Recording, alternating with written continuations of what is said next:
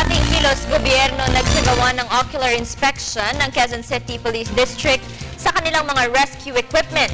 Ito'y upang matiyak na nasa maayos ang kalagayan ng mga kagamitang ito, lalo na't sunod-sunod ang kalamidad na tumatama sa Pilipinas. Balitaan mo kami, Jackie Sai.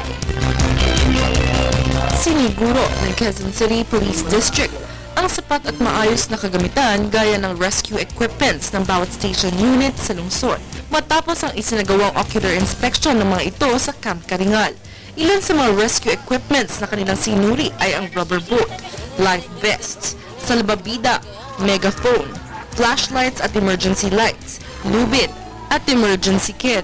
Ayon kay QCPD Deputy Director for Operations, Senior Superintendent Joel Pagdilaw, binabantayan mabuti ang mga lugar sa Quezon City na nagbabaha dahil dito kadalasang nagsasagawa ng rescue operations. Dagdag pa ni Pagdilaw na may training ang bawat pulis sa kanilang distrito pagdating sa pag-rescue na dulot ng kalamidad. Tulad ng Station 5, Station 4, ito naman yung lugar na Station 11. Ito yung medyo lugar na nasasalat na kagad. Dito meron tayong standard program of instruction, lalong-lalo na dun sa rescue sa flooded areas. Insert din natin dito yung earthquake kung meron na, and other natural disasters. Ito, gaganapin ito dito sa training school ng ating district.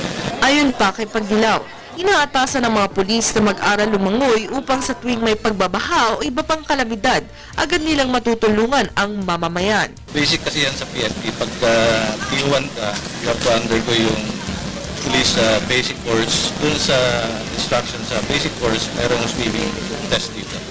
So, natural, normal na magiging swimmer dapat.